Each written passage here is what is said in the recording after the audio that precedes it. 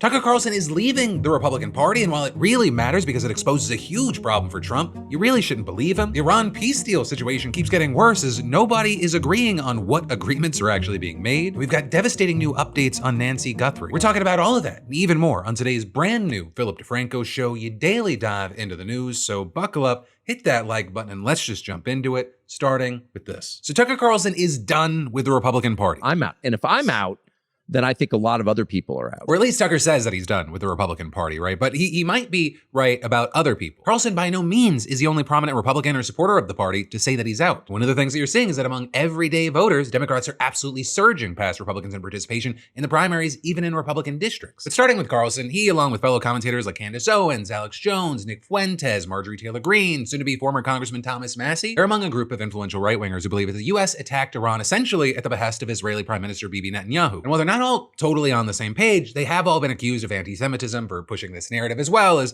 in some cases, peddling genuinely baseless conspiracy theories or making almost undeniably bigoted comments. But the core claim, right, that Israeli interests at least influenced American foreign policy, that isn't without any basis. Right, in the early days of the war, as the administration scrambled to come up with some sort of coherent explanation for its decision to attack, you had Secretary of State Marco Rubio just straight up saying that the decision had been motivated by the administration's knowledge that Israel planned to attack first. We knew that there was going to be an Israeli action. We knew that that would precipitate an attack against American forces, and we knew that if we didn't preemptively go after them before they launched those attacks, we would suffer higher casualties. Though, of course, Rubio, along with Donald Trump, they later denied that version of events, right? Despite what they said and the cameras that documented it. And now, you've got Carlson explicitly identifying Israel's influence over the administration as his main reason for breaking ties with the Republican Party. I would not support the Republican Party. There's no chance I would support the Republican Party. I'm not going to support the Democratic Party. I don't know what I'm going to do.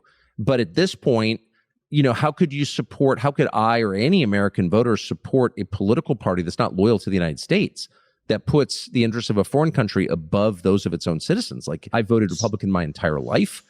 I worked at Fox News, CNN, right, MSNBC. I've been a consistent defender for 35 years of the Republican Party. I mean, very consistent defender.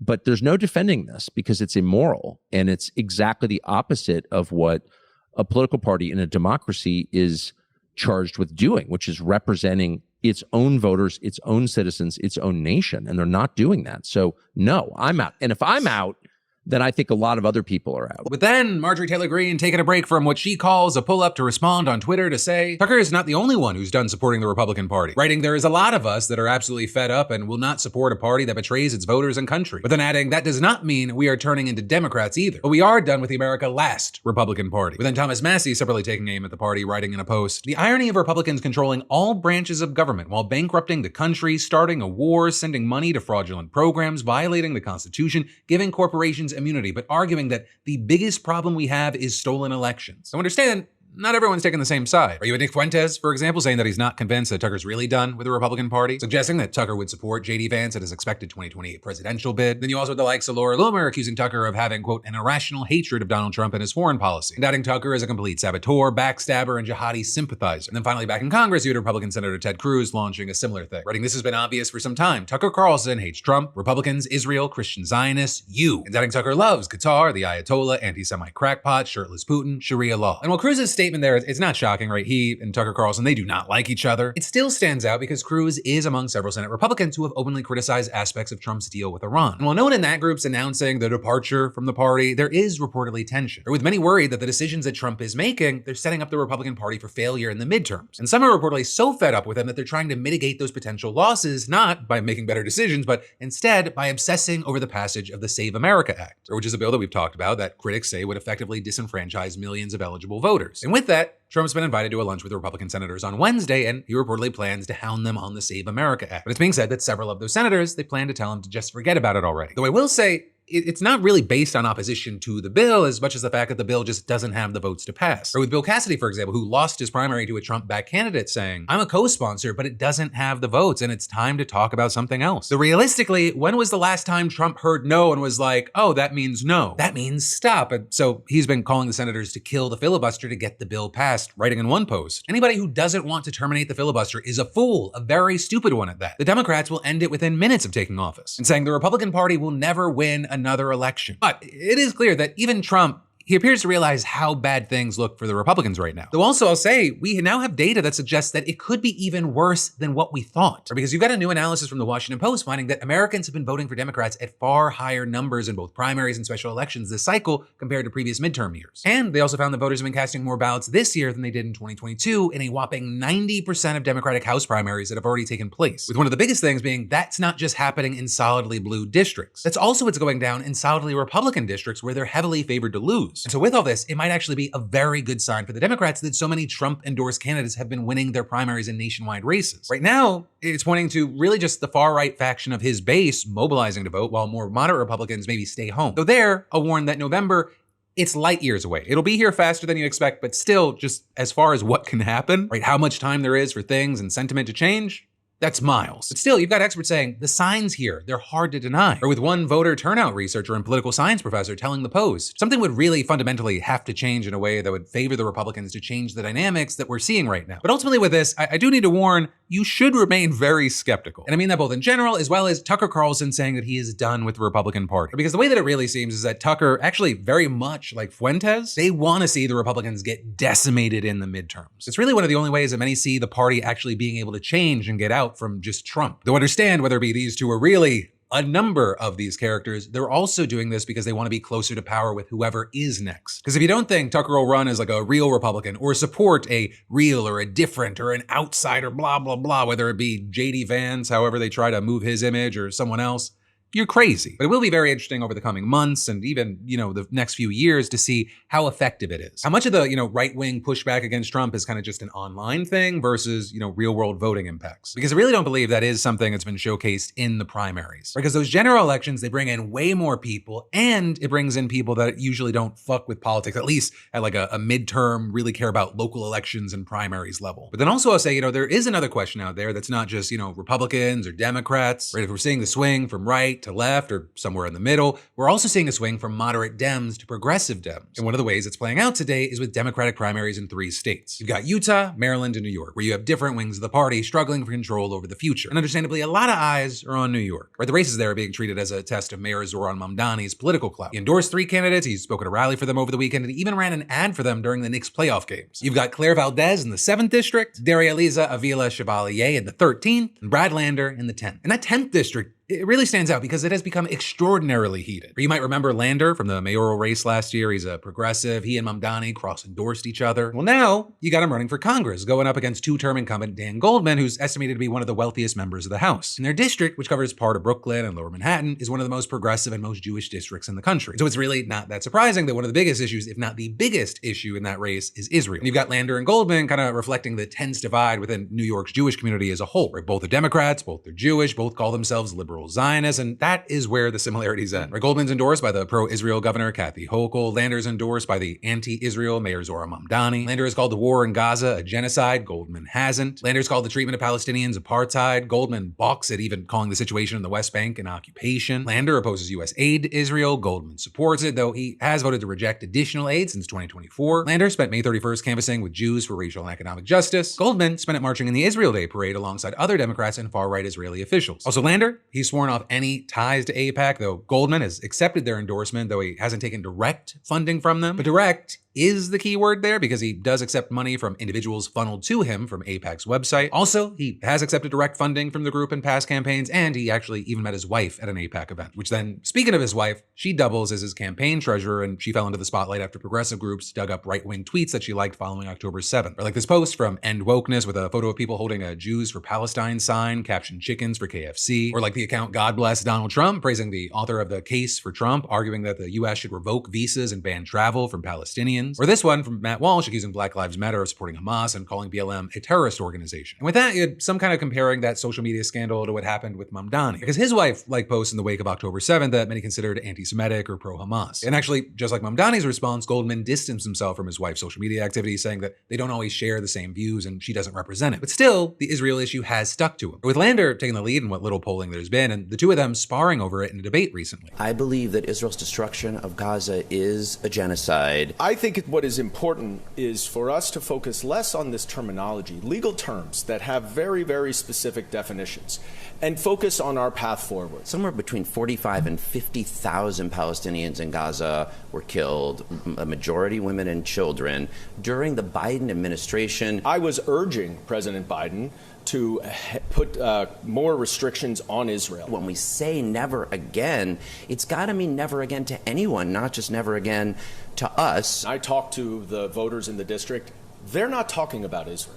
They're trying to figure out whether their Section 8 funding is going to be saved. I have never taken AIPAC money. I never will take AIPAC money. Representative Goldman is endorsed by them. I do think that AIPAC has some real problems and is harmful in many ways, but they are an organization that I coordinate, that I discuss things with. And so things were already pretty heated by the time that Goldman took his 7-year-old daughter into a coffee shop in Brooklyn on Sunday. But then in the eyes of many, it boiled over, because just hours after he left, the cafe chain Poetica Coffee, they posted a photo of him in the shop with the caption, "Hey Congressman Dan Goldman, we see that you stopped by our shop today for a coffee. Do you see how it doesn't taste like genocide juice, or are you still having a hard time telling the difference?" See, here at Poetica, we don't serve racists, fascists, homophobes, genocide enablers, or anyone in between. Too bad we didn't recognize you right away, or we would have turned you away. And saying we issued you a refund, we don't need your money, it's probably coming from AIPAC anyways. Enjoy your loss on Tuesday, don't ever come to Poetica. Now in response, Goldman was like, "I just was there so my daughter could use the bathroom. I bought a coffee out of gratitude. The barista was super nice. I gave her a big tip." Where is this coming from? The idea of accusing someone who you don't know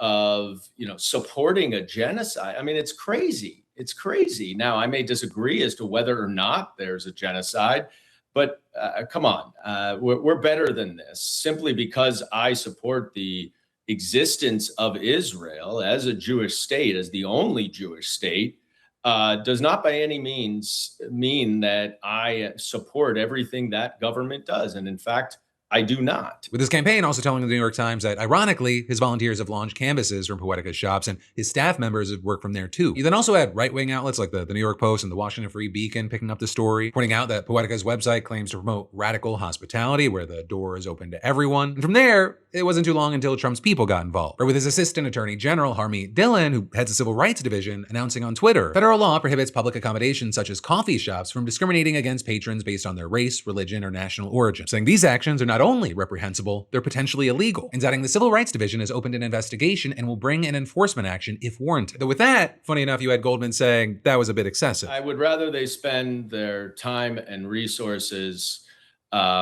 investigating anti-Semitism against people who do not have a platform that I do. But also among the reactions, you had people online kind of less restrained, flooding Poetica's Facebook page with negative reviews, calling it horrible, terrible, filthy. One person claiming the coffee tastes like globalized intifada. Others saying allow Jews to get your coffee and maybe, just maybe, you'll get your reputation back. Others saying a perfect example of why we need to stop the spread of Islam. And then, in actually another twist, even Lander came out against Poetica. Though not for anything that was really connected to the comments that we just saw, but rather because he disagreed with their decision to ban Goldman from its shops, saying there are plenty of ways to lobby elected officials and express outrage at the votes they've taken without turning coffee shops into places people don't feel welcome. He's adding, I'm glad Poetica took down their post, and I thought Representative Goldman's reply was extremely gracious. Based on however the votes go tonight, this whole story is then going to take on a whole other life as far as whatever narrative's next. But in the meantime, whether it's this or anything from that Tucker Carlson situation, I would love to know your thoughts in those comments down below. And then there's actually so much more we got to dive into in just a minute. But first, let me thank a sponsor and say, the older I get, the more I realize that most people do not have a motivation problem. They have a decision-making problem. Too many options, too much noise, not enough clarity. And if that sounds familiar, you need to check out today's sponsor, Strawberry.me. Because the reality is, even the most successful people in the world, they don't figure things out alone. They have mentors, coaches, people in their corner, helping them cut through the noise and actually move forward. A lot of people know that they are capable of more, they just don't know where to start. And that's exactly what Strawberry.me helps with.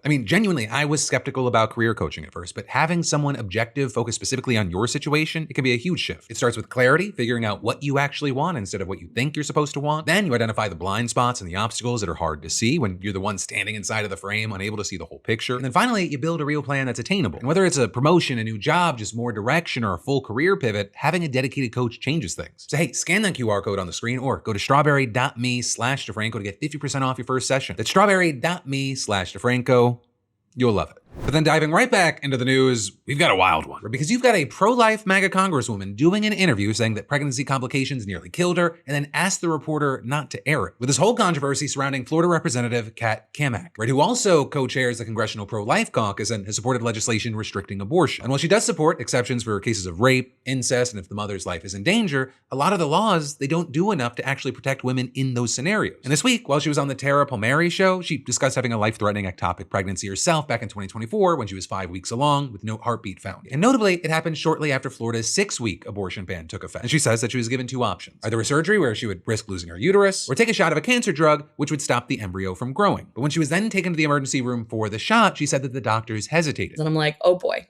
And that started me down a path of really understanding how broken, one, the system is, and 2, how politics has really, really endangered a lot of women's lives. The nurse who was taking care of us, she was, very kind. And she said, listen, there's going to be a bit of a delay. There's some stuff that admin has to figure out. And I said, what's going on? And she said, well, according to the law, if we give you a shot of methotrexate, we are going to be held liable. And the doctor is very concerned. With the nurse apparently pointing to an ad on her phone that said that any healthcare worker who helps a patient with a miscarriage or ectopic pregnancy could go to jail. And you had Cammack claiming that the ad was made by pro-abortion groups to create fears about Florida's abortion law. And she said she tried to read the law itself to the nurses to prove that she could get care, but... And they said, we understand, but we've got to do some checking before we do anything. And I'm like, if I bleed out, like how long? I asked my husband, like, please Google, how long does it take to die if you have internal bleeding? It was very clear in that moment that whether you're pro-life or you're pro-choice, the politics around this issue are hurting women. With a really, placing the blame on the politics around the law for the confusion in her care, not the law itself. And you also had her at one point kind of rejecting the idea that pregnancy is unsafe in Florida. I will say, after hearing your story, it would terrify me to have a child in Florida. I hate to say it. It shouldn't.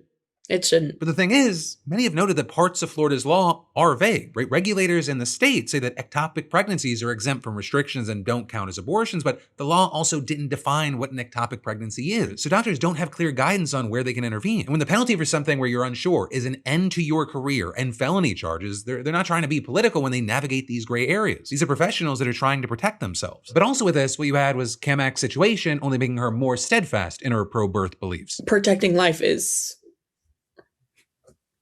it is the realest issue for me.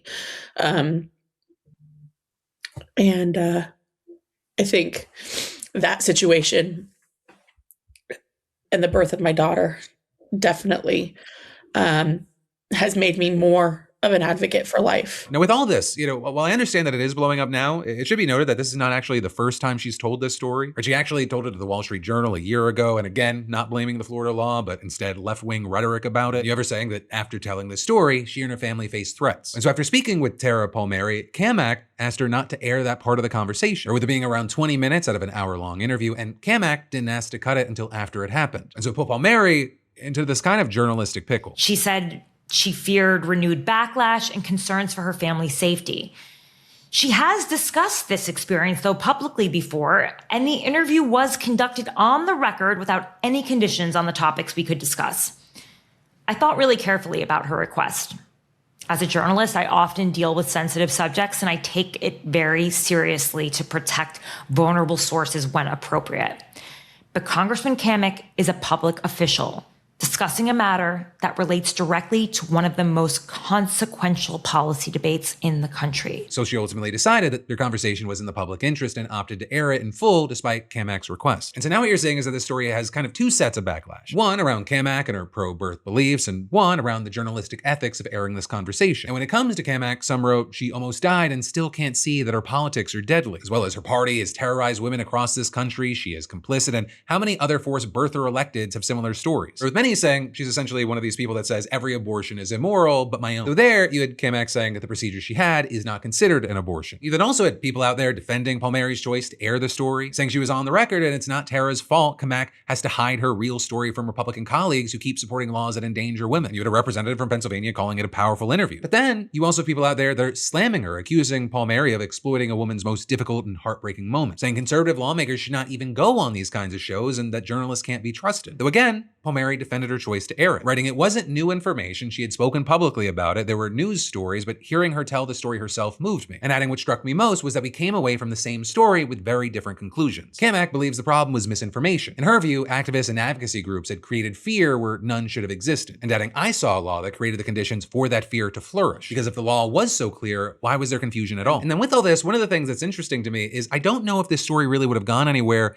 if it just went out with no request to remove that segment. Because now there's so much commentary around it, there's debate around it, you're getting clips everywhere. But like the interview itself on YouTube, it has 7.6 thousand views. And so one of the biggest things that stands out to me isn't just, the morality debate and hypocrisy debate that's happening, but again, the Streisand effect. But then also, we're talking about abortion controversies. It's not just controversies like that that are making headlines right now, because you now also have the news that local governments are digging around in your poop for signs of drug use. So I guess maybe not your poop specifically, but the collective poop of your neighborhood. And actually to explain, let's start in Tempe, Arizona, because that's where you have the local government using wastewater-based epidemiology, or the process of monitoring health indicators through sewage to detect drug use in their community. It's actually a process that's similar to the methods that they use to track the spread of COVID or other infectious diseases. Tempe city workers, they regularly go to 11 different sewage monitoring sheds. They grab samples of the city's wastewater, and then they take those samples to a municipal lab where chemists check for traces of dangerous drugs. And so the idea is to catch exactly when drugs start infiltrating neighborhoods. When you know, you can then start to inform people and put emergency services on alert and hopefully lower overdoses. And this isn't something that's unique to Tempe. In fact, they're just one of a growing number of local governments and even schools testing like this. Or we've seen tests in New Orleans during events like Mardi Gras and the Super Bowl, and at truck stops in Kentucky, and even at high schools in Missouri and New Mexico. In fact, legislators in 5 states have proposed bills to fund this type of testing. And it's really only expected to grow from here, especially after you had the White House's Office of National Drug Control Policy giving it a huge thumbs up last month, saying it has great potential to show illegal drug use and trafficking across the country in real time. And this isn't just, Team Trump BS. There is actual proof that this works. Right? For example, when xylazine, a veterinary sedative, started showing up in Tempe wastewater, first responders got training in how to treat those overdoses. Also in Missouri, right? They did a testing of 37 high schools, and in 26 of them, they found a new class of synthetic opioids called nitazines. And it led to those schools making overdose reversal medication available, bringing in local law enforcement to inform the community and educating their students about nitazines specifically. Right? And you also have examples like when opioids and stimulants, they popped up in Laredo, Texas's wastewater. The public health department set up a knock and talk program where workers canvassed high-risk neighborhoods to hand out leaflets about emergency and support services. Some places are even testing for overdose reversal or drug addiction treatment to see how widely those are being used. But still, even with results like that, not everyone's on board, and there is a lot of concern. With the big thing being privacy. And so when Tempe, they introduced their testing programs, you had residents pretty anxious about it. With the Tempe city manager, for example, saying people ask questions like, why does the government feel a need to test my poop, and what else are you looking at while you're there? But then also, another major concern about this kind of testing is the conclusions that it could draw. Specifically, that the results could stigmatize certain neighborhoods. And in Tempe, the city responded to those concerns by committing to sampling across the city's entire 40 square miles and only from areas with a population of more than 3,000, which has actually proven to be an important step in getting the whole picture, with Tempe city manager saying it was not just in alleys where the homeless were, it was in affluent neighborhoods where people would probably be hesitant to call 911 because they don't want the fire engine showing up on their street. And you also have the city promising to be transparent with the results and post them publicly and immediately. Though I will say at least that part does not seem to be universal, where with the Tennessee investigators who have been testing wastewater across the state for drugs for nearly a year, not making any of their findings public yet. And so overall, you could kind of say this is interesting shit. Hate myself for that one. But while we wait to see what happens there, we then have to talk about other interesting shit, and that is the situation in Iran. Because Iranian officials have basically contradicted every major victory that the Trump administration has claimed in ongoing peace talks. And it's just impossible to know who to believe because the administration has lied so much up to this point. For many, they've become just as unreliable as a notorious authoritarian regime. And so one of the things, for example, while speaking to reporters yesterday in Switzerland, where the talks are currently underway, you had Vice President J.D. Vance announcing that Iran had agreed to allow international inspections of their nuclear facilities. And this is probably what we're most excited about as Americans. The Iranians have agreed to invite IAEA inspectors back into their country. That is a major milestone for the American people and the first step in permanently denuclearizing or permanently ending a nuclear weapons program in Iran. And that's exactly what we wanted to do. That's exactly what we asked to happen. But then, among other pushback, you had people quickly pointing out that this new concession that Vance is painting as America's new crowning achievement, it's actually something that we already had under Obama's nuclear deal. For decades, inspectors will have access to Iran's entire nuclear supply chain, from the uranium mines and mills where they get raw materials, to the centrifuge production facilities where they make machines to enrich it.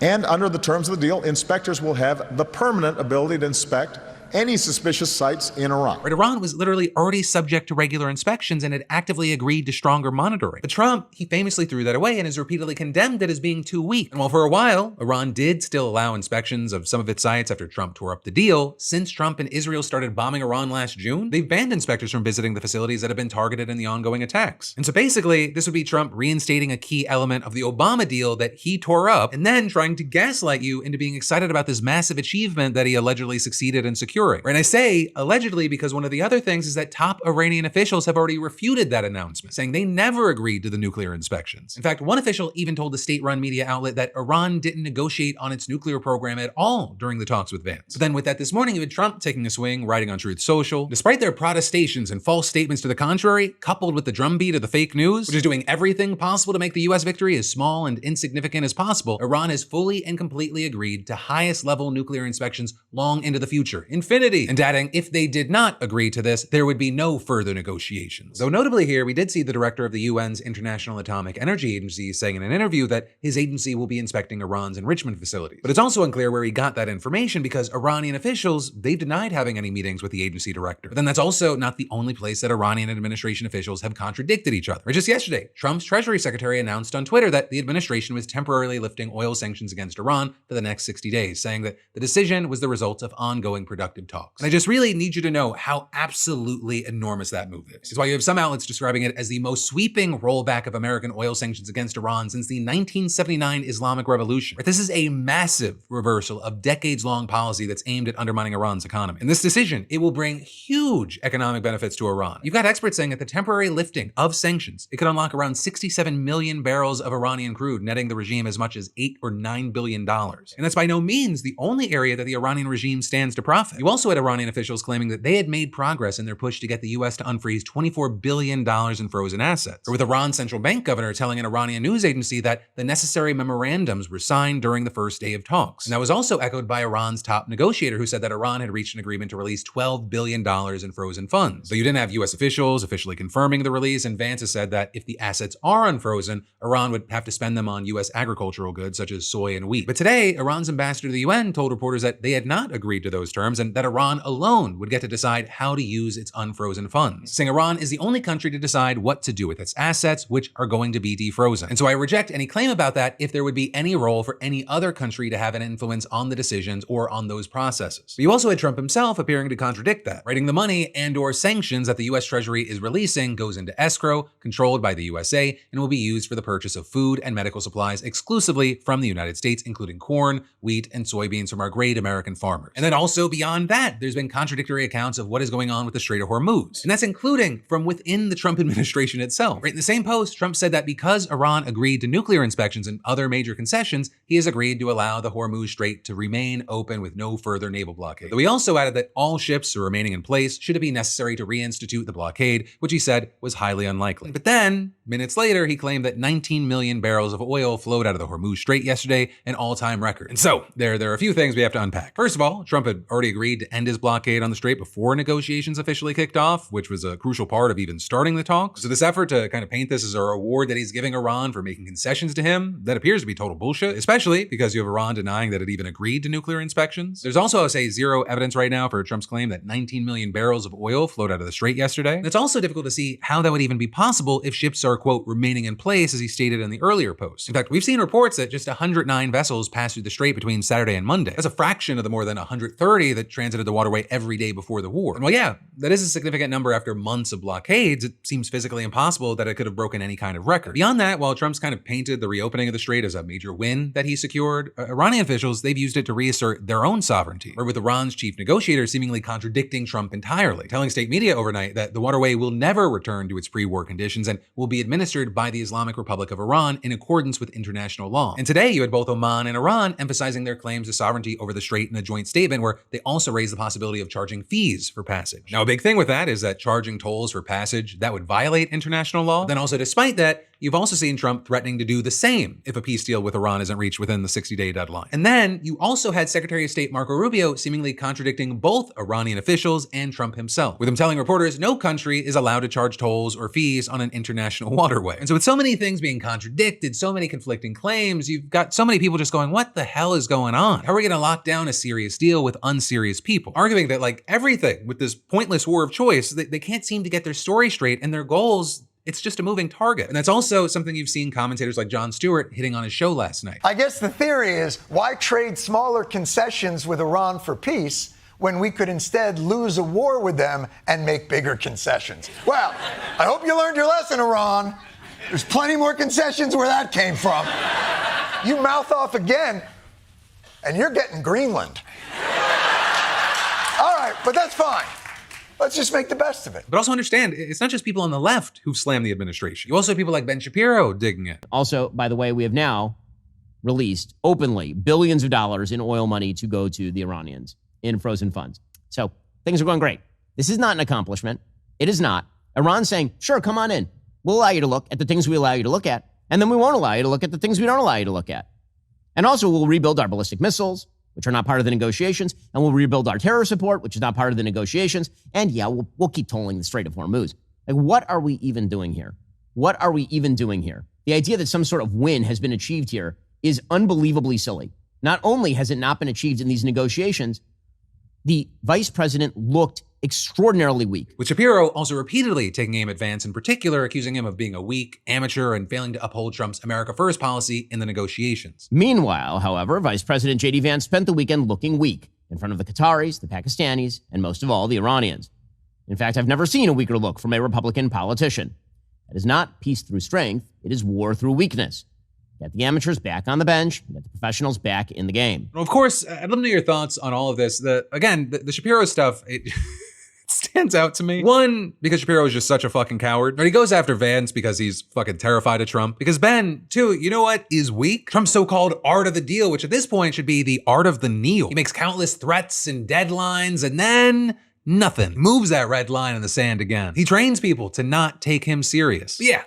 Make it all about Vance, let him be your whipping boy, and trick people that still listen to you somewhere into thinking that you speak some truth to power. And then there's even more that we gotta dive into in just a minute, but first let me thank another sponsor and say, this weekend, the US and Iran reportedly agreed on a roadmap toward a final deal, with both sides outlining steps to wind down military operations we've been covering on the show. And if you've ever wondered why, people can look at the same event and come away with completely different conclusions, today's sponsor, Ground News, it's worth knowing about. Some outlets framed it as a major diplomatic breakthrough, others focused on the obstacles that could still derail it. And that is exactly where seeing multiple perspectives and arguments becomes useful. Ground News lets you compare how hundreds of outlets across the political spectrum are covering the exact same story side by side. And so instead of getting trapped in one algorithm-fed perspective, you can actually see differences in framing, bias, and what details certain outlets emphasize or leave out. Ground News also shows factuality ratings and source ownership data all in one place. My favorite feature I'll say is the blind spot feed, which highlights stories that one side is covering heavily while the other side's barely talking about it. And it's one of the easiest and fastest ways to spot gaps in your own news consumption. So hey, if you want to dive deeper into the news instead of just reacting to the headlines, you can check it out. Head to ground.news/DeFranco or scan that QR code to get 40% off unlimited access to the Vantage plan, which is the one I use. But then diving into our final block today, some more news you need to know. It starts with one that it just kind of feels like torture to have to see this play out for this family. Right? Because we now know what was in that second note from whoever kidnapped Nancy Guthrie. Right? It indicated that she died, with kidnappers sending the note to CNN and a local news team in Tucson, Arizona, and they claim that they didn't mean to kill her, but she passed away shortly after they took her. And I'll add that they reportedly didn't make any apology or request for payment in exchange for her body, which you may have heard rumors of. And so while we knew that there was a second letter, the news station agreed to keep the news of her death from the public so that law enforcement could authenticate any future communications with the alleged kidnappers. And so it seems like that note sparked one of the videos from Savannah Guthrie, the co-host of the Today Show, that she posted with her siblings back in February. We received your message and we understand.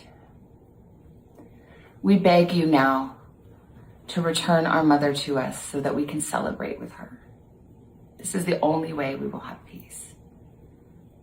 This is very valuable to us, and we will pay. But also, what's new in all this is that TMZ is now saying that they've been receiving information about the case as it's been unfolding as well. There is a reference to Nancy Guthrie not being alive anymore, but that is from the person who sent us multiple emails saying that he knows or knew where Nancy Guthrie was and where the kidnappers were, and he wanted money in return for information. But this guy apparently wasn't going to talk unless they paid him $100,000. Levin claiming that he wanted the money to go underground in case the actual kidnappers found out that he was blowing the whistle on the case. While he wasn't given any direct information, he did seem to hint that Guthrie had died soon after she was taken. Early on, he said time is of the essence, and then a few days after the kidnapping, he said time is no longer of the essence, meaning she wasn't alive. So that's where that came from. Not the people who kidnapped her, but from the person who was sending us these notes. Levin also saying that he talked to the FBI, that they took the mystery man seriously, though he claims that they never actually paid him for any information. So now with all this, the Guthrie family's going on almost 6 months without any closure, and you had Savannah Guthrie speaking out again. We are in agony. We cannot be at peace. So no matter how much I try to come out here every day and smile and find that joy, and I will, I promise I will. This is a moment to tell you that we need your help. We're begging for your help. No matter how small, the reward is there. But then also in the news, we have 5 million people having now dropped out of their Medicaid and Affordable Care Act plans in just the last year alone. So that's about a 3.8 million drop in Medicaid and the Children's Health Insurance Program and a 1.2 million drop in the ACA enrollment. And a lot of this, it comes from Medicaid cuts from Trump's so-called Big Beautiful Bill and ACA subsidies expiring last year, which led to premium increases that priced millions of people out of their coverage. And unfortunately, we've known that this was going to happen. You had health policy experts warning and speaking out. So you have some saying this was an entirely predictable consequence of the multi-layered cuts and restrictions on eligibility. And in fact, the Congressional Budget Office estimated last year that about 15 million more people would find themselves uninsured by 2034 with Medicaid cuts and expiring subsidies. With experts also saying that some drops in enrollment might be from people switching to job-based insurance, but with a drop already this big, that points to people just flat out losing coverage. And the consequences here, they're literally life and death. You've got experts saying people who lack coverage get sicker sooner and they die earlier. People putting off going to the doctor, or they can't even afford to go to a doctor, so they put off getting any care until they're sicker than they would have been otherwise. And while this is bad, the worst is yet to come. Because by the top of next year, Medicaid work requirements are expected to knock millions more people out of their coverage. And for those, you're not on Medicaid or an ACA plan, you might think, hey, this isn't gonna affect me. I wouldn't be sure about that. Or you've got experts explaining that the cost of treating uninsured patients will ultimately get passed on to US taxpayers, saying it just all contributes to this affordability crisis that the American people are faced with. But that, my friend, brings us to the end of your Tuesday show. Thank you for watching, hitting that like button, taking part in the comment section down below. And hey, stay safe, stay sane, and I'll see you right back here tomorrow.